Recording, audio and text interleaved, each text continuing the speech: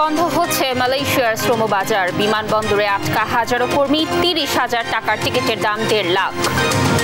আমরা 6 লক্ষ টাকা দিয়ে মালয়েশিয়া যাওয়ার জন্য দিচ্ছি। আজকে সকাল 8টায় আমাদের ফ্লাইট দেওয়ার কথা, তো সকালে 8টায় আমাদের ফ্লাইট হয় নাই। ভাই ফ্লাইট কবে আমাদের? অমুক তারিখে হবে, ইনশাল্লাহ হবে। টিকিট দেন বা টিকিট কাটতেছি, আসবে আসবে এই করতে করতে ভাই আমাদের কাছে টাকা পয়সা হোটেলে থাকতে খাইতে ভাই সব শেষ ভাই। বেনজির পরিবারের অবস্থান নিয়ে ধোঁয়াশা, অবগত নয় আওয়ামী লীগ, দুর্নীতির জন্য সরকার দায়ী, অভিযোগ বিএনপির। বাবার নাম পরিবর্তন করে এনআইডি নিয়েছেন বঙ্গবন্ধুর খুনির সন্তানরা, তদন্তে কমিটি গঠন, রাষ্ট্রের নিরাপত্তা নিয়ে প্রশ্ন। যেহেতু এখানে বঙ্গবন্ধুর হত্যাকারীর বিষয়টা জড়িত, এটাকে সর্বোচ্চ গুরুত্ব দিয়ে এটা তদন্ত করতে হবে এবং এর জন্য দায়ী ব্যক্তি যারা, প্রশাসনের মধ্যে যারা দায়ী ব্যক্তি, তাদেরকে দৃষ্টান্তমূলক সাজা দিতে হবে। উজানের ঢলে সিলেট অঞ্চলে আগাম বন্যা, পানিবন্দী 5 লাখের বেশি মানুষ, রিমালে বেশি ক্ষতিগ্রস্ত উপকূল এলাকার বাঁধ। এবং আন্তর্জাতিক জঙ্গি গোষ্ঠীর হাব হতে পারে রোহিঙ্গা ক্যাম্প, শঙ্কা স্বরাষ্ট্রমন্ত্রীর, দ্রুত প্রত্যাবাসনে কার্যকর পদক্ষেপের আহ্বান।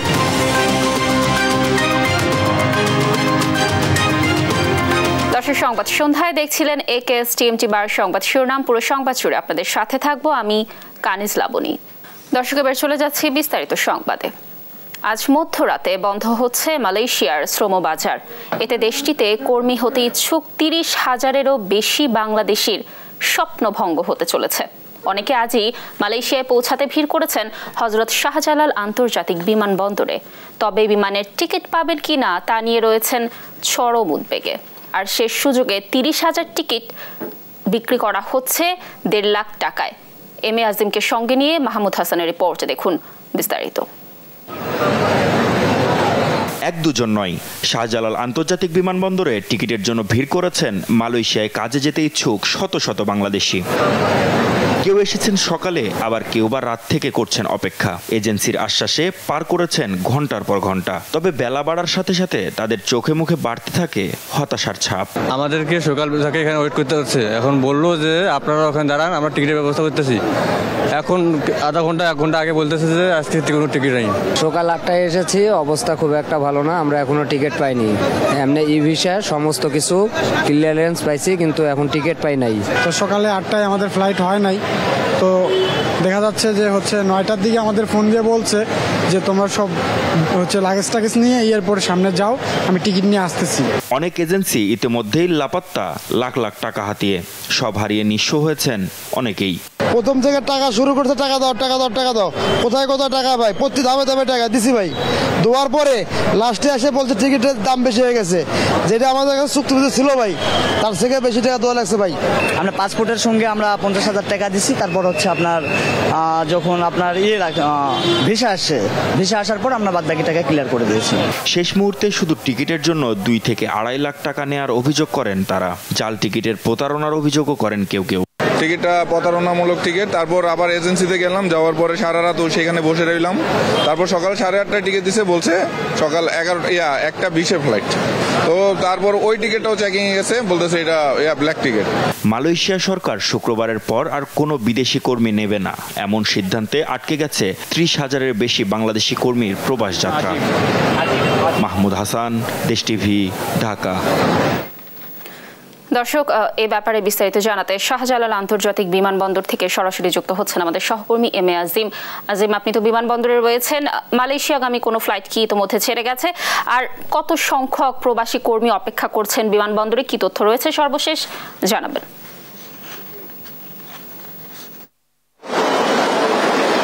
সকাল থেকে কিন্তু আসলে অপেক্ষা করতে করতে এখন একদমই সন্ধ্যা হয়ে গিয়েছে এবং আজকে সারা দিনে 7টি ফ্লাইট মালয়েশিয়ার উদ্দেশ্যে ছেড়ে যাবে বলে আমাদেরকে জানানো হয়েছিল। তার মধ্যে কিন্তু 5টি ফ্লাইট ইতিমধ্যেই চলে গিয়েছে এবং 7:15-তে আরেকটি ফ্লাইট যাবেন এবং 8টায় লাস্ট মালয়েশিয়ার উদ্দেশ্যে ছেড়ে যাবেন একটি ফ্লাইট। এবং বলা চলে যে আসলে সকাল থেকে যে পরিমাণ এখানে ভিড় ছিল তার কিছুটা কমে গিয়েছে এবং এর মধ্যে আসলে কেউ কেউ কিন্তু যে নির্ধারিত যে ফ্লাইটগুলো ছেড়ে গিয়েছে তার মধ্যে গিয়েছেন এবং কেউ হতাশ হয়ে বাড়ি ফিরে গিয়েছেন, আবার কেউ কেউ কিন্তু যে এজেন্সিগুলোতে তারা চুক্তি করেছিলেন সেই এজেন্সিগুলোতে গিয়েছেন যে সবশেষ আসলে কি করা যায়, এবং এজেন্সিগুলোর সাথে আরেকবার কথা বলে তারা দেখতে চাচ্ছেন যে আসলে তাদের টাকাটা ফেরত নেওয়া যায় কিনা। এবং কারণ তারা কিন্তু আসলে একদমই নিঃস্ব হয়ে যাচ্ছেন। এই যে মালয়েশিয়া যাওয়ার উদ্দেশ্যে এজেন্সিগুলোর হাতে যে টাকাগুলো তুলে দিয়েছেন সেই টাকাগুলো তুলে দিয়ে তাদের কিন্তু শেষ সম্বল হারাতে বসেছেন। তো আমরা এখন পর্যন্ত যাদেরকে এখানে আপনাকে যদি একটু দেখাই যে এখানে এখনো কিন্তু আসলে কিছু মানুষ এখানে রয়েছেন যারা আসলে মালয়েশিয়া যেতে ইচ্ছুক, এবং এখন কিন্তু শেষ মুহূর্তে কিছু লোক রয়েছেন যে এখনো আশায় রয়েছেন যে তারা আসলে এজেন্সিগুলো তাদেরকে টিকিট দিবেন, সেই আশ্বাসে কিন্তু অনেকেই এখনো এখানে অপেক্ষা করছেন। কেউ কেউ আবার এমনটাও বলছেন যে রাতে আবারও ফ্লাইট বাড়ানোর সম্ভাবনা রয়েছে, কিন্তু আসলে সেটির কোনো সঠিক কোনো ইনফরমেশন কিন্তু আমরা এখনো জানতে পারিনি। তবে বেলা বাড়ার সাথে সাথে যে ভিড়টি আমরা এখানে দেখেছিলাম সেই জায়গা থেকে কিছুটা কম ভিড় আমরা এখন লক্ষ্য করছি, এবং সেখানে অনেকের সাথে যারা ফিরে যাচ্ছিলেন তাদের সাথে কথা বলে যেটা আমরা জানতে পেরেছি যে তারা বলছেন যে আসলে যেহেতু টিকিট হয়নি সেক্ষেত্রে তাদের এখানে থেকে কোনো লাভ নেই, তারা আসলে এজেন্সিগুলোতে গিয়ে তাদের শেষ সম্বল ফিরে পাওয়ার যে চেষ্টা সেটি তারা করতে যাচ্ছেন। এর বাইরে আসলে যারা চলে যাচ্ছেন অনেকে কিন্তু আসলে একদমই বাড়ি ফিরে যাচ্ছেন হতাশ হয়ে। আমরা এখান থেকে এখন পর্যন্ত যতদূর জানতে পেরেছি যে 8টায় যে আজকে সারা দিনে যে 7টি ফ্লাইট চলেছে সে তার মধ্যে কিন্তু আসলে অধিকাংশ লোকই যেতে পারেনি, এবং এর কারণে কিন্তু আসলে যে হতাশা, যে একটি খারাপ অবস্থা তৈরি হয়েছে সেটি কিন্তু আরো দীর্ঘ হতে পারে। কারণ এই সমস্ত লোকজন কিন্তু আসলে এজেন্সিগুলোতে ভিড় করবেন, এবং বাংলাদেশের যে কর্মী যারা, এবং আমরা আরেকটি খবর পেয়েছি যে এই যে যারা ওখানে যাচ্ছেন মালয়েশিয়া এয়ারপোর্টেও কিন্তু তারা একটি ভোগান্তিতে পড়ছেন, এবং সেখানে তাদেরকে যে গ্রহণ করা সেই গ্রহণ করার জায়গা থেকেও কিন্তু অনেকে বিড়ম্বনায় পড়ছেন, এবং তাদেরকে যে সংস্থাগুলো বা যে প্রতিষ্ঠানে তারা চাকরির জন্য গিয়েছেন সেই প্রতিষ্ঠানগুলো তাদেরকে নিচ্ছে না এমন খবরও আমরা পেয়েছি। এবং এখানে কিন্তু আমরা আরেকটি অভিযোগ আমরা পেয়েছি যে শেষ মুহূর্তে এসে যেহেতু বিমানের সংখ্যা একটি নির্ধারণ করে দেওয়া হয়েছে এবং টিকিটের সংখ্যা কমিয়ে দেওয়া হয়েছে, সেক্ষেত্রে কিন্তু টিকিটের দামের ক্ষেত্রে একটি সিন্ডিকেট করে কিন্তু আসলে টিকিটের দাম অনেকটা বাড়িয়ে নেওয়া হয়েছে এমন অভিযোগও আমরা পেয়েছি। লাবণী, এই ছিল আমার কাছে বিমানবন্দর থেকে সবশেষ। ধন্যবাদ আজিম আমাদের সাথে যুক্ত থাকার জন্য। দর্শক, যেমনটি বলছিলাম যে আজ রাত 12টার মধ্যেই মালয়েশিয়ায় প্রবাসী কর্মীদের পৌঁছাতে হবে, এজন্য বিমানবন্দরে আসলে অনেকেই ভিড় জমিয়েছেন, টিকিটের প্রত্যাশায় আছেন অনেকে। এ ব্যাপারে সর্বশেষ তথ্য জানাচ্ছিলেন আমাদের সহকর্মী। এবার চলে যাচ্ছি অন্য প্রসঙ্গে। সাবেক আইজিপি বেনজির আহমেদ ও তার পরিবারের সদস্যরা বর্তমানে কোথায় আছেন তা নিয়ে সৃষ্টি হয়েছে ধোঁয়াশা। কোন সূত্র বলছে তিনি দেশে অবস্থান করছেন, আবার কেউ কেউ বলছেন সপরিবারে দুবাইয়ে আছেন। আর দুদক জানিয়েছে সাবেক আইজিপি ও তার পরিবারের সদস্যদের দেশ ত্যাগে নিষেধাজ্ঞা চাইবে তারা। জুবাইর রাজিন জানাচ্ছেন বিস্তারিত। সম্প্রতি সাবেক আইজিপি বেনজির আহমেদের অবৈধ সম্পদ নিয়ে গণমাধ্যমে ধারাবাহিক সংবাদ প্রচার করা হয়। এরপরই আলোচনায় সাবেক এ আইজিপি। দুর্নীতি দমন কমিশনের আবেদনের প্রেক্ষিতে গেল সপ্তাহে বেনজির আহমেদের সব সম্পত্তি ক্রোকের নির্দেশ দেন আদালত। আগামী 6 জুন সাবেক আইজিপিকে ও 9 জুন তার স্ত্রী ও সন্তানদের তলব করেছে দুর্নীতি দমন কমিশন দুদক। এবার সৃষ্টি হয়েছে বেনজির আহমেদের অবস্থান নিয়ে ধোঁয়াশা। গেল কয়েকদিন ধরে বেনজির আহমেদ ও তার পরিবারের সদস্যদের প্রকাশ্যে দেখা যাচ্ছে না কোথাও। গুলশানের বাসায়ও নেই তারা, ব্যবসা প্রতিষ্ঠানে যাতায়াত বন্ধ। এমনকি দুদকের তলবের নোটিশও তাদের হাতে পৌঁছে দিতে পারেননি অনুসন্ধান দল। এখন তারা কোথায় আছেন তা নিশ্চিত হতে পারছে না দুদক কিংবা আইনশৃঙ্খলা বাহিনী। ঘনিষ্ঠজনদের দাবি চিকিৎসার কারণ দেখিয়ে পরিবারের সদস্যদের নিয়ে বিদেশে অবস্থান করছেন বেনজির আহমেদ। তবে দেশ ত্যাগের বিষয়ে সরকারি কোনো সূত্র নিশ্চিত করতে পারেনি। ক্ষমতাসীন দলের সাধারণ সম্পাদকও জানিয়েছেন একই তথ্য। এই প্রসেসের মধ্যে থাকতে থাকতে উনি দেশের বাইরে চলে গেছেন, কি সরকারের ব্যর্থতা হিসেবে পরিগণিত? আমি ঠিক জানি না, আই এম নট ক্লিয়ার। বেনজির আহমেদ ও তার পরিবারের সদস্যদের দেশ ত্যাগে নিষেধাজ্ঞা চাইবে দুর্নীতি দমন কমিশন দুদক। জমি, ফ্ল্যাট সহ বিভিন্ন খাতে বিপুল অঙ্কের বিনিয়োগের উৎস খুঁজতে তাদের দেশ ত্যাগে নিষেধাজ্ঞা চেয়ে শিগগিরই আদালতে আবেদন করা হবে বলে জানায় দুর্নীতি বিরোধী এ সংস্থা। অনুসন্ধানে জানা গেছে বেনজির আহমেদ চাকরিকালীন কক্সবাজার, গোপালগঞ্জ, মাদারীপুর, টুঙ্গিপাড়া, কোটলিপাড়া সহ দেশের বিভিন্ন স্থানে স্ত্রী সন্তানদের নামে 621 বিঘা জমি কেনেন, যার দলিল মূল্য ও বাস্তব মূল্যের অনেক পার্থক্য পেয়েছে দুদক। এছাড়া তার অতালিকাভুক্ত 19 কোম্পানি, তালিকাভুক্ত কোম্পানির শেয়ার, মিউচুয়াল ফান্ড ও সঞ্চয়পত্রে বিপুল বিনিয়োগের সন্ধান পেয়েছে দুদক। জুবায়ের রাজিন, দেশ টিভি, ঢাকা। দুর্নীতির দায়ে অভিযুক্ত সাবেক আইজিপি বেনজির আহমেদ দেশ ছেড়েছেন কিনা কিংবা জব্দ করা অর্থ আগেই তুলে নিয়েছেন কিনা সে ব্যাপারে কোনো ধারণা নেই বলে জানিয়েছেন আওয়ামী লীগ সাধারণ সম্পাদক ওবায়দুল কাদের। সকালে সংবাদ সম্মেলনে তিনি বলেন, দুর্নীতি নিয়ে বিএনপি সরকারের মতো নির্বিকার নয় আওয়ামী লীগ। জয় যাদবের রিপোর্ট। বিদ্যমান রাজনৈতিক পরিস্থিতি নিয়ে শুক্রবার সকালে ধানমন্ডিতে দলীয় সভাপতির রাজনৈতিক কার্যালয়ে সংবাদ সম্মেলন করেন আওয়ামী লীগ সাধারণ সম্পাদক ওবায়দুল কাদের। তিনি বলেন, গণতন্ত্রের প্রবক্তা দাবি করা দেশগুলো রাফায় মানবাধিকার নিয়ে নীরব কেন? জানান, আওয়ামী লীগ গণতান্ত্রিক প্রক্রিয়া অনুসরণ করে বলেই নির্বাচন কমিশন প্রধানমন্ত্রীর কার্যালয় থেকে আলাদা করা হয়েছে। আমরা নির্বাচন নিয়মিত করে আসছি, সাংবিধানিক ধারাবাহিকতা আমরা বজায় রাখি। পারফেক্ট ডেমোক্রেসি পৃথিবীর কোথাও আমরা পারফেক্ট, এ কথা আমরা কখনো দাবি করি, তবে আমরা পারফেক্ট হওয়ার পথে আমাদের চেষ্টা আনত। তিনি অভিযোগ করেন, বিএনপির সময় প্রধানমন্ত্রীর কার্যালয় ছিল দুর্নীতির আখড়া। জানান, বেনজির আহমেদ দেশ ছেড়েছেন কিনা সে বিষয়ে অবহিত নন তিনি। যেহেতু আমি অবহিত নই, কাজে আমি এটা আইনের, এটা দুদক বলছে, তারা টের পেয়েছে, দুদক সেটা প্রমাণ করবে। দুদক যদি মামলা করে, তো মামলা করার পরে তো আদালত ঠিক করবে তাকে গ্রেপ্তার করবে, কখন করবে, জেলে পাঠাবে, এটা তো প্রক্রিয়ার মধ্যে দিয়ে হবে। ওবায়দুল কাদের বলেন, দুর্নীতির ব্যাপারে বিএনপির মতো দায় মুক্তি দেয়নি আওয়ামী লীগ সরকার। অভিযোগ পেলে বিচারের সৎসাহস দেখিয়েছে। এক রাশ ব্যর্থতা স্তূপীকৃত আবর্জনার উপর দাঁড়িয়ে তারা আজকে মানসিক অশান্তিতে ভুগছে।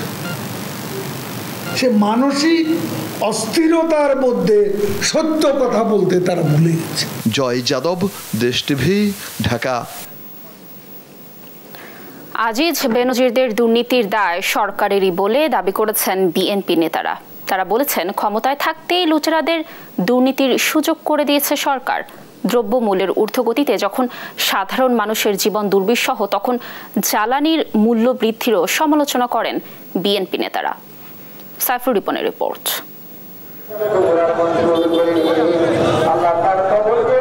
বিএনপির প্রতিষ্ঠাতা জিয়াউর রহমানের ৪৩তম শাহাদাত বার্ষিকী উপলক্ষে নয়াপল্টনে দলের কেন্দ্রীয় কার্যালয়ের সামনে গণদোয়ার আয়োজন করে ঢাকা মহানগর দক্ষিণ বিএনপি।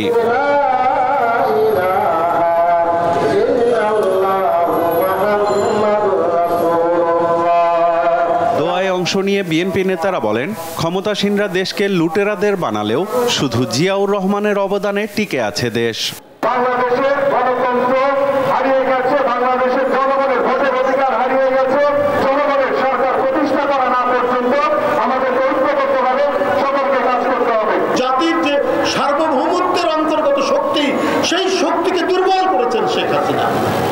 সেই শক্তিকে দুর্বল করার পরেও এই বাংলাদেশ যতটুকু টুকি আছে সেটাও জিয়াউর রহমানের অবদান, সেই অবদানের উপরে এখনো বাংলাদেশ টিকে আছে। বিএনপির স্থায়ী কমিটির সদস্য মির্জা আব্বাস আওয়ামী লীগকে ইঙ্গিত করে বলেন, জিয়ার নাম শুনলে অনেকের গাত্রদাহ হয়। জিয়া রহমান সাহেবের নাম শুনলেই গাত্রদাহ হয়, কারণ যেই কাজটা তাদের করার কথা ছিল ওই কাজটা জিয়া রহমান সাহেব করেছে। এটা জিয়া রহমান সাহেবের অপরাধ। তলাবিহীন ঝুড়ি থেকে যেখানে উড়িয়ে এনেছিলেন বাংলাদেশকে, সেই বাংলাদেশকে আবারও তলাবিহীন করে ফেলেছে আজকের এই সরকার। বিদ্যুৎ, তেল, এগুলোর দাম বাড়ালো বলে এটা একেবারে মানুষের শিরায় শিরায় প্রবেশ করে গিয়ে প্রতিটা জায়গায় এটা এফেক্ট করে। দাবি করেন, বিএনপি টিকে আছে, টিকে থাকবে। বর্গীরা দেশে আসতো, লুট করে চলে যেত। এখন বর্গিরাই ক্ষমতায় বসে গেছে। একমাত্র বিএনপি একটা দল যার হাতে দেশের স্বাধীনতা সার্বভৌমত্ব নিরাপদ, অন্য কোনো দলের হাতে স্বাধীনতা সার্বভৌমত্ব নিরাপদ নয়।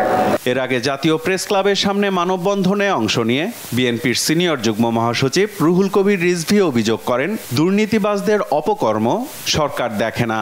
এই সরকারই হচ্ছে ক্রিমিনাল সরকার, অপরাধী সরকার। বেনজির এবং আদিল সাহেবের সব দায়িত্ব আওয়ামী সরকারের। নিত্যপণ্য ও জ্বালানির দাম বাড়িয়ে মানুষের বেঁচে থাকার কোনো অবলম্বন সরকার অবশিষ্ট রাখছে না বলেও মন্তব্য করেন রিজভী। সরকারকে পদত্যাগ করতে হতো যদি সত্যিকার গণতন্ত্র থাকতো। সাইফুল রিপন, দেশ টিভি, ঢাকা। ভারতে বাংলাদেশের সংসদ সদস্য আনোয়ারুল আজিম আনার হত্যা মামলায় গ্রেফতার 3 আসামিকে আরও 5 দিনের রিমান্ড দিয়েছে আদালত। শুক্রবার দুপুরে ঢাকার মেট্রোপলিটন ম্যাজিস্ট্রেট শান্ত ইসলাম মল্লিক এ আদেশ দেন। আসামিরা হলেন আমানুল্লাহ সাইদ ওরফে শিমুল ভুইয়া ওরফে শিহাব ওরফে ফজলে আহমেদ ভুইয়া, তানভীর ভুইয়া ও শিলাস্তি রহমান। 8 দিনের রিমান্ড শেষে শুক্রবার দুপুরে ঢাকার মুখ্য মহানগর হাকিম আদালতে তাদের হাজির করা হয়।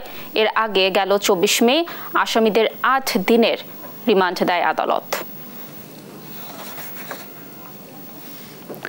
পিতার নাম পরিবর্তন করে নতুন জাতীয় পরিচয়পত্র নিয়েছেন বঙ্গবন্ধুর খুনি মৃত্যুদণ্ডপ্রাপ্ত রিসালদার মোসলেম উদ্দিনের 6 ছেলেমেয়ে। পিতার নাম রফিকুল ইসলাম খান বসিয়ে নিয়েছেন পাসপোর্ট, ড্রাইভিং লাইসেন্সও। এমন জালিয়াতি রাষ্ট্রের নিরাপত্তার জন্য হুমকি উল্লেখ করে পরিপত্র জারি করেছে স্বরাষ্ট্র মন্ত্রণালয়। এতে জড়িতদের বিরুদ্ধে ব্যবস্থা নেওয়ার কথা জানিয়েছে নির্বাচন কমিশন। আর জাতির পিতার খুনির পরিবারের এমন জালিয়াতির ঘটনায় উদ্বিগ্ন বিশিষ্টজনরা।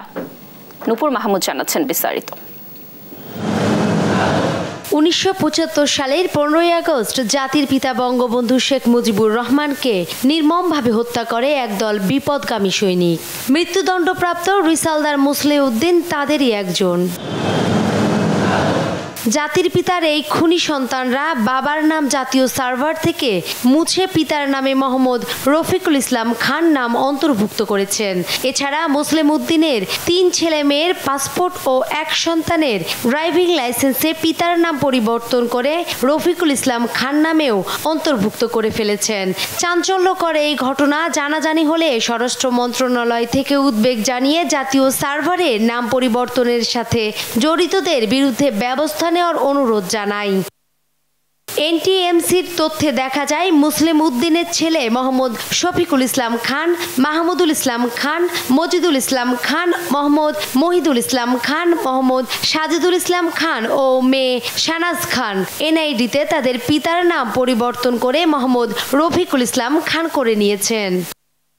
এদের মধ্যে আবার মোহাম্মদ শফিকুল ইসলাম খান, মোহাম্মদ মহিদুল ইসলাম খান ও শানাজ খান পাসপোর্টেও পিতার নাম মোহাম্মদ রফিকুল ইসলাম খান করে নিয়েছেন। আর মাহমুদুল ইসলাম খান তার ড্রাইভিং লাইসেন্সে পিতার নাম পরিবর্তন করে অন্তর্ভুক্ত করেছেন মোহাম্মদ রফিকুল ইসলাম খান। জালিয়াতির ঘটনায় জড়িতদের বিরুদ্ধে ব্যবস্থা নেওয়ার কথা জানান নির্বাচন কমিশনের অতিরিক্ত সচিব অশোক কুমার দেবনাথ। চিঠি পাওয়ার পরে কমিশন অলরেডি এখানে কার্যক্রম শুরু হয়েছে, তদন্ত কমিটি করা হয়েছে, তদন্ত করছে এবং প্রাথমিকভাবে যেটা দেখা গেছে আর কি যে সেটা এই প্রথম যখন এনআইডি করেছিল প্রথম দিকে সেই একই মানে নাম পরিবর্তন করে গেছে, পরবর্তীতে সংশোধন করে এটা করা হয়নি। তারপর আমরা দেখছি ডাটাবেজে যে 2 নম্বর ফর্মটা তারা কিভাবে করেছিল, কে অনুমোদন করেছিল, এই বিষয়গুলো তদন্ত করলে বেরিয়ে আসবে। যদি কারো এখানে কোনো গাফিলতি পাওয়া যায় তাদের বিরুদ্ধে আইনগত ব্যবস্থা গ্রহণ করা হবে এবং ফৌজদারি ব্যবস্থাও নেওয়া হতে পারে। বীর মুক্তিযোদ্ধা ও ঘাতক দালাল নির্মূল কমিটির সভাপতি শাহরিয়ার কবির এই ঘটনায় গভীর উদ্বেগ প্রকাশ করেন। বলেন, জাতির পিতা ও জাতীয় 4 নেতার চিহ্নিত খুনির সন্তানদের এমন জালিয়াতি দেশের নিরাপত্তা আরও হুমকিতে ফেলবে। প্রশাসনের সহযোগিতা ছাড়া, ঔদাসীন্য ছাড়া এ ধরনের কাজ হতে পারে না। যেহেতু এখানে বঙ্গবন্ধুর হত্যাকারীর বিষয়টা জড়িত, এটাকে সর্বোচ্চ গুরুত্ব দিয়ে এটা তদন্ত করতে হবে এবং এর জন্য দায়ী ব্যক্তি যারা, প্রশাসনের মধ্যে যারা দায়ী ব্যক্তি তাদেরকে দৃষ্টান্তমূলক সাজা দিতে হবে, যেহেতু এটা রাষ্ট্রীয় নিরাপত্তার সঙ্গে সম্পর্কিত। তাদের সন্তানদের উপর তারা দায়িত্ব দিয়ে গেছে তাদের অসমাপ্ত কাজ সমাপ্ত করবার জন্য। খুনি রিসালদার মুসলিম উদ্দিনকে পলাতক দেখানো হয়েছে পরিবারের পক্ষ থেকে। নূপুর মাহমুদ, দেশ টিভি, ঢাকা। দর্শক, সংবাদ সন্ধ্যায় আরো থাকছে। লাগামহীন বাজারে ফের বাড়ল পেঁয়াজ, আলু, ডিমের দাম। কাঁচামরিচে ডাবল সেঞ্চুরি, নিয়ন্ত্রণের পরামর্শ বিশেষজ্ঞদের।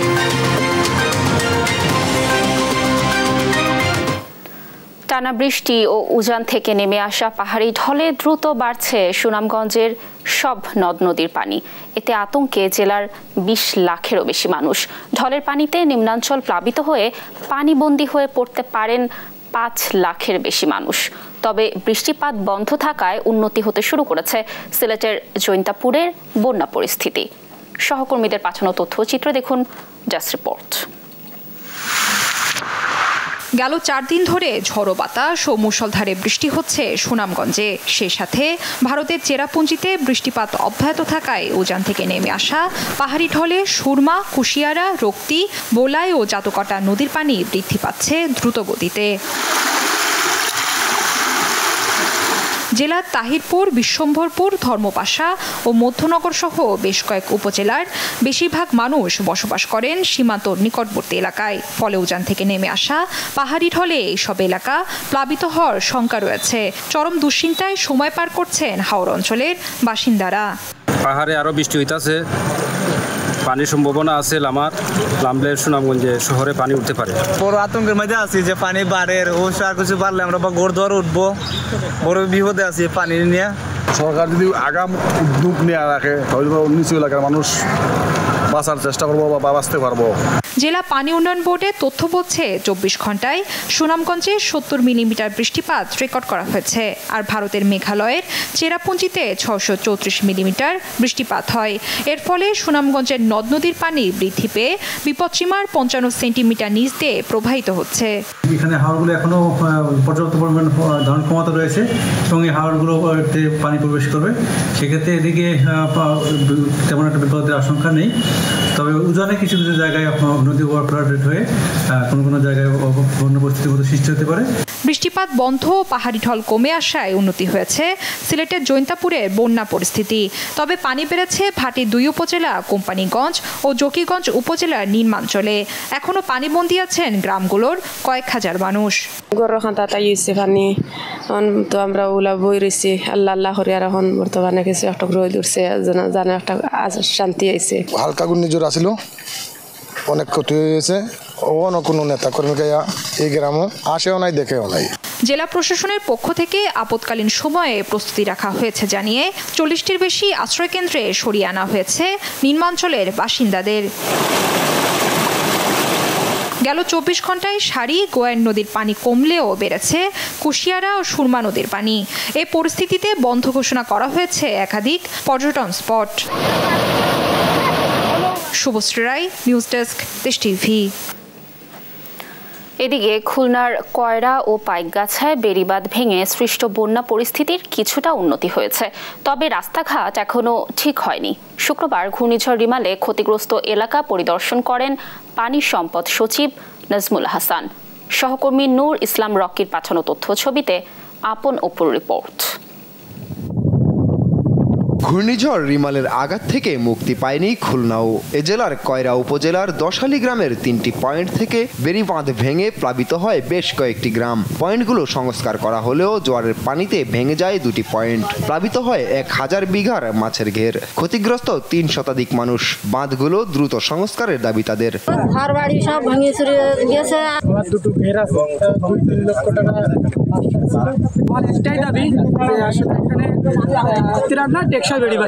পাইকগাছা উপজেলায় দেলুটি ইউনিয়নে ঘূর্ণিঝড় রিমালের প্রভাবে প্রবল জোয়ারে ভদ্রা নদীর পানি উপছে। 22 নং পোল্ডারের ওয়াবদা বাঁধ ভেঙে প্লাবিত হয় 12টি গ্রাম। দুর্ভোগে পড়ে প্রায় 15,000 মানুষ। ব্যাপক ক্ষতি হয় ফসলের। নোনা পানি প্রবেশ করায় বেড়েছে জমির উর্বরতা হারানোর শঙ্কা। স্থানীয়দের অভিযোগ, বাঁধ নির্মাণে বরাদ্দকৃত টাকার 9-6 করে কোনো মতে বাঁধ দেয়ায় বারবার ক্ষতির মুখে পড়তে হচ্ছে। এবছর এই রেমালের প্রভাবটা এত ভয়াবহ ছিল ছিল 48 ঘন্টা ধরে এর তাণ্ডব লীলা চালিয়েছে এবং জলোচ্ছ্বাস এত পরিমাণ হয়েছে পরবর্তী সময় এটার থেকে ভেঙে যে এটার থেকে পানি ঢুকেছে। বর্তমান জনপ্রতিনিধিদের এখানে সর্বোচ্চ নির্লিপ্ততার কারণে এই বাঁধ ভাঙতে ভেঙে গেছে। এদিকে শুক্রবার পাইকগাছায় ক্ষতিগ্রস্ত এলাকা পরিদর্শন করেছেন পানি সম্পদ মন্ত্রণালয়ের সচিব নাজমুল আহসান। আশ্বাস দিয়েছেন দ্রুত ব্যবস্থা নেওয়ার। পর্যায়ক্রমে আমরা পুরো উপকূলীয় এলাকাকে যেন প্রোটেকশন দেওয়া যায় সেই বিষয়ে ব্যবস্থা গ্রহণ করব। কোনো অভিযোগ স্পেসিফিক থাকলে কারোর বিরুদ্ধে আমরা সেটা তদন্ত করে ব্যবস্থা গ্রহণ করব। টেকসই বাঁধ নির্মাণের মাধ্যমে বারবার ক্ষতির মুখ থেকে 2 উপজেলাকে রক্ষার দাবি স্থানীয়দের।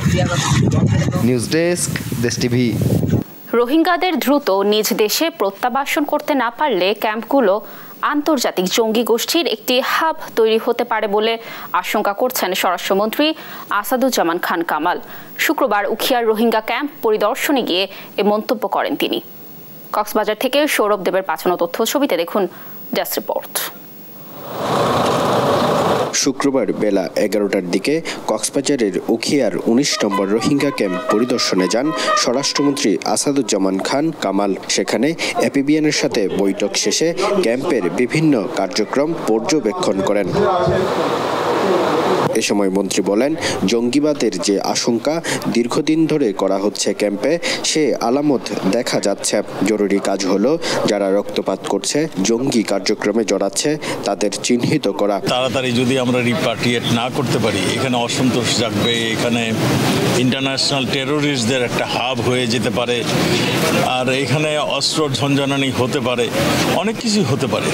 সেই হতে পারার মধ্যে কিছু কিছু আলামত আমরা দেখছি। রোহিঙ্গাদের দ্রুত প্রত্যাবাসন করতে না পারলে রোহিঙ্গা ক্যাম্প আন্তর্জাতিক জঙ্গি গোষ্ঠীর হাব তৈরি হবে বলেও আশঙ্কা করেন মন্ত্রী। আমরা তাদেরকে চিহ্নিত করার চেষ্টা করছি, আর যারা এই রকম অস্ত্র নিয়ে ক্যাম্পে আনাগোনা করে কিংবা রক্তক্ষরণ হয়েছে, আপনারা 2-4টা দেখেছেন, তাদেরকে চিহ্নিত করা হলো আমাদের মূল কাজ এবং তাদেরকে আইন অনুযায়ী তাদের ব্যবস্থা নেওয়া, এই সবগুলি আমরা করছি। জঙ্গি দমনে বাংলাদেশ ইতিহাস সৃষ্টি করেছে, সন্ত্রাস দমনেও সে প্রত্যাশা করেন স্বরাষ্ট্রমন্ত্রী।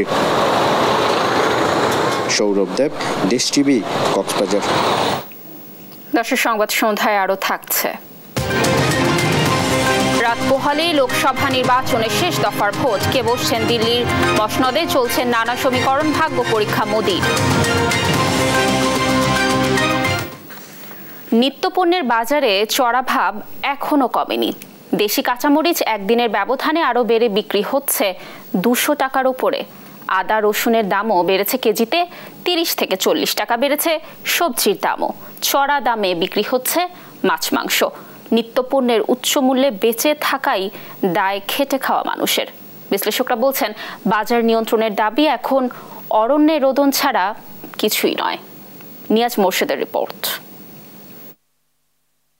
মন মতো একটা জিনিস কিনতে পারি না, আমাদের রুচি সম্মত একটা কাপড় চোপড় পরতে পারে না, তা আমরা এই দুনিয়ায় বাইচে থেকে কি লাভ নাগরিক হয়ে। প্রশ্নের উত্তর এখন কে দিবেন? কারণ বাজারের প্রতিদিনের বাজার করতে আসা রেনু বেগমকে। পেশায় গৃহিণী রেনু বেগম বাজারে আসছেন 400 টাকা নিয়ে। কিনতে চান 2 কেজি চাল, একটু মাছ আর কিছু তরকারি। মরিচ কিনতে এসে দাম শুনি যেন আকাশ থেকে পড়লেন। 220 টাকা মরিচের কেজি হলে 1 পোয়া কিনতেই চলে যাবে 50 টাকা। আর 30 টাকা দিয়ে মিষ্টি কুমড়ার 4 ভাগের 1 ভাগও কিনতে পারলেন না রেনু। যতটুকু কিনলেন তা পরিবারের 6 সদস্যের জন্য মোটেই যথেষ্ট নয়। কিছু কিনি নেই, খালি 1 ফাল মিষ্টি কুমড় কিনছি 30 টাকায়। তো দেখেন তার সাইজটা, দেন এই দেখেন তার সাইজটাই যে দেখাই দেন। এইটুকু হলো মিষ্টি কুমড়। ঘরের পরিবার হলো 6 জন, তাহলে এতে খাবো না ইয়ার বকি। শ্বশুর শাশুড়ি আছে, স্বামী স্ত্রী আমরা 2 জন, ছেলে মেয়ে আছে 2 জন, তাই এতে কি হয় কল? কুমড়া আর কাঁচামরিচই 80 টাকা শেষ। এবার মাছ কেনা। মাছের বাজারে সব মাছের দামই চড়া। কিনবেন তুলনামূলক কম দামের তেলাপিয়া, তাও কেজি 200 থেকে 250 টাকা। এত দামে যতটুকু কিনতে চান তা 6 জনের হবে না বলে ফিরে যান না কিনেই। কারণ মাছের থেকে বেশি প্রয়োজন চাল। 200 টাকা আধা কেজি মাছ 100 টাকা নিবে, তাতে এক বেলা হবে, তো ওটা নিয়ে চলবে না, খাইতে পারবো। এখন নিরামিষ খাবো অথবা ডাউল। অটোরিকশা চালক স্বামীকে প্রতিদিন 400 টাকা জমা দিতে হয় মহাজনকে। জমা টাকা দেওয়ার পরে খুব সামান্যই থাকে বাজারের জন্য, জানান রেনু বেগম। এমন অবস্থা অনেকেরই। তা রিক্সা চালাই কয় টাকা আর পায় কোন জমা দেয় 400 টাকা জমা দিতে হয় জমা দিলে থাকে কি কয় টাকা ইনকাম হয় কোন বেচা কিনা আমরা এখান থেকে নিয়ে দেওয়ান আবার মনে করেন কাস্টমারের কাছে এই মহলার ভিতরে মনে করেন ঝগড়া করানো লাগে। দ্রব্যমূল্যের ঊর্ধ্বগতির প্রতিকার চাওয়া আর বাজার মনিটরিং যেন অরণ্যরোধন ছাড়া কিছুই না বলে মনে করেন বাজার বিশ্লেষকরা। বাজারের যে নিয়মিত মনিটরিং দরকার ছিল, আমাদের তদারকি সংস্থাগুলো গত সংসদ নির্বাচনের পর থেকে বলা যায় হাল ছেড়ে দিয়ে বসেছিল। তাদের কাছে জিজ্ঞাসা করলেই বলেন যে সরকারের কোনো কংক্রিট দিক নির্দেশনা নেই। মূল্যস্ফীতির এই বাজারে এখন খেটে খাওয়া মানুষ থেকে শুরু করে নিম্ন ও মধ্যম আয়ের সকলেরই বেঁচে থাকাই দায়। তাদের এখন একটাই প্রশ্ন, কবে নিয়ন্ত্রণ আসবে এই দ্রব্যমূল্যের বাজার। কারণ বাজার থেকে নিয়াজ মোরশেদ, দেশ টিভি। এবার আন্তর্জাতিক সংবাদ। রাত পোহালেই ভারতের লোকসভা নির্বাচনের শেষ দফার ভোট গ্রহণ। এই পর্বে 7টি রাজ্য ও একটি কেন্দ্র শাসিত অঞ্চলের 58টি আসনে অনুষ্ঠিত হবে ভোট, যেখানে উত্তরপ্রদেশে বারাণসী আসনে লড়বেন বর্তমান প্রধানমন্ত্রী নরেন্দ্র মোদী। এই পর্বে ভাগ্য নির্ধারণ হবে বলিউড তারকা কঙ্গনা রানাওয়াত ও তৃণমূল কংগ্রেসের অভিষেক ব্যানার্জি সহ এক ঝাঁক হেভিওয়েট প্রার্থীর। বিস্তারিত থাকছে রায়হান কবির শুভ্র রিপোর্টে। ঘটনাবহুল 80 দিনের দীর্ঘ পরিক্রমায় শেষ হতে যাচ্ছে ভারতের লোকসভা নির্বাচন। সপ্তম ধাপের নির্বাচন শনিবার সকাল 7টায় শুরু হয়ে চলবে সন্ধ্যা 6টা পর্যন্ত। দেশটির নির্বাচন কমিশনের তথ্য অনুযায়ী এদিন 7 রাজ্য ও এক কেন্দ্রশাসিত অঞ্চলের 57 আসনে হবে ভোট। এর মধ্যে পশ্চিমবঙ্গে রয়েছে 9টি আসন। এছাড়া উত্তরপ্রদেশ ও পাঞ্জাবে 13টি, বিহারে 8টি, উড়িষ্যায় 6টি, ঝাড়খণ্ডে 3টি, ছত্তিশগড়ে 1টি ও কেন্দ্রশাসিত হিমাচল প্রদেশের 4টি আসনে হবে ভোট গ্রহণ। সপ্তম ধাপের নির্বাচনে আলোচিত প্রার্থীদের মধ্যে রয়েছেন বর্তমান প্রধানমন্ত্রী নরেন্দ্র মোদী। উত্তরপ্রদেশের বারাণসী আসনে লড়বেন তিনি। এই আসনে তার সঙ্গে প্রতিদ্বন্দ্বিতা করবেন কংগ্রেসের প্রার্থী অজয় রায়। অন্যদিকে পশ্চিমবঙ্গের গোল্ডেন হারবার আসনে তৃণমূলের হয়ে লড়বেন মমতা ব্যানার্জির ভাতিজা অভিষেক ব্যানার্জি। বিশ্লেষকরা মনে করছেন এবারের নির্বাচনে বিজয়ী হলে তৃতীয়বারের মতো সরকার গঠন করবে ক্ষমতাসীন বিজেপি নেতৃত্বাধীন জোট ন্যাশনাল ডেমোক্রেটিক অ্যালায়েন্স এনডিএ।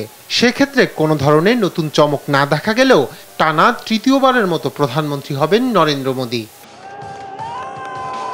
ভারতের স্বাধীনতার পর দেশটির 76 বছরের ইতিহাসের মধ্যে 54 বছরই ক্ষমতায় ছিল কংগ্রেস, কিন্তু শতবর্ষী দলটি গত 2 নির্বাচনে বিজেপি নেতৃত্বাধীন জোটের কাছে বড় ব্যবধানে হেরে যায়। দেশটির রাজনীতিতে কংগ্রেসের অবস্থান ধরে রাখার ক্ষেত্রে এবারের নির্বাচন বড় ধরনের ভূমিকা রাখতে যাচ্ছে বলে মনে করছেন বিশ্লেষকরা।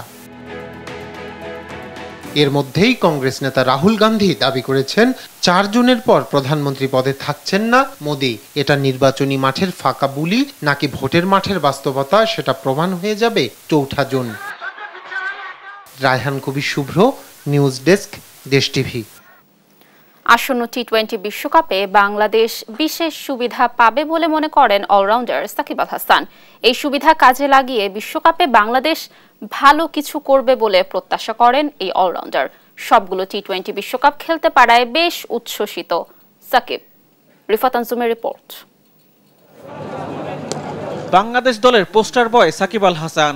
এবারে টি-20 বিশ্বকাপে সাকিবের পারফরমেন্সের দিকেই চেয়ে আছেন ক্রিকেট ভক্তরা। টি-20 বিশ্বকাপে সবগুলো আসরে খেলেন ক্রিকেটার সাকিব। সংক্ষিপ্ত ফরম্যাটের এই বিশ্বকাপে সর্বোচ্চ উইকেট শিকারী বিশ্বসেরা এই অলরাউন্ডার। সবগুলো বিশ্বকাপে খেলতে পেরে বেশ উচ্ছ্বসিত সাকিব। আমি আর রোহিত শর্মা হয়তো দি অনলি 2 প্লেয়ার যারা এই সবগুলো টি-20 ওয়ার্ল্ড কাপ খেলেছে। আশা করবো যে আরও একটা ওয়ার্ল্ড কাপ যেন খেলতে পারি, তার আগে এই ওয়ার্ল্ড কাপে যেন পারফরমেন্সটা অনেক ভালো থাকে, বাংলাদেশ যেন অন্যান্য যে কোনো টি-20 ওয়ার্ল্ড কাপের থেকে বেটার রেজাল্ট করে আসতে পারে। যুক্তরাষ্ট্র ও ওয়েস্ট ইন্ডিজে খেলার অভিজ্ঞতা রয়েছে টাইগারদের। সাকিব মনে করেন সেখানকার উইকেটগুলো বাংলাদেশের মতোই, তাই বিশ্বকাপে ভালো কিছু করার সুযোগ থাকবে বাংলাদেশের সামনে। ওয়েস্ট ইন্ডিজ ও আমেরিকা দুইটা জায়গায়, এর আগে আমরা ফ্লোরিডাতে যখন খেলেছি তখনও বাংলাদেশ ভালো করেছে। ওয়েস্ট ইন্ডিজে আমরা সবসময় ফেভার পাই, কারণ ওই দেশের পিচগুলো অনেকটা আমাদের মতোই হয়ে থাকে। তো আমি আশা করছি যে দুই জায়গায় আমরা অ্যাডভান্টেজ পাবো। সংসদ সদস্য হিসেবে প্রথম বিশ্বকাপ সাকিবের। তিনি জানান ক্রিকেটারের চেয়ে সংসদ সদস্য হিসেবে দায়িত্ব পালন তার কাছে বেশি চ্যালেঞ্জিং। ক্রিকেট যেহেতু আমি প্রথম থেকে খেলে আসছি, আমার কাছে অনেক স্বাচ্ছন্দ্য লাগে ক্রিকেট খেলাটায়, যেহেতু ছোটবেলা থেকেই এটার সাথে আমি জড়িত। সো আমার কাছে আপনি যদি বলেন অ্যান্সার দিতে, সংসদ সদস্য হওয়াটাই আমার কাছে মনে হয় একটু ডিফিকাল্ট।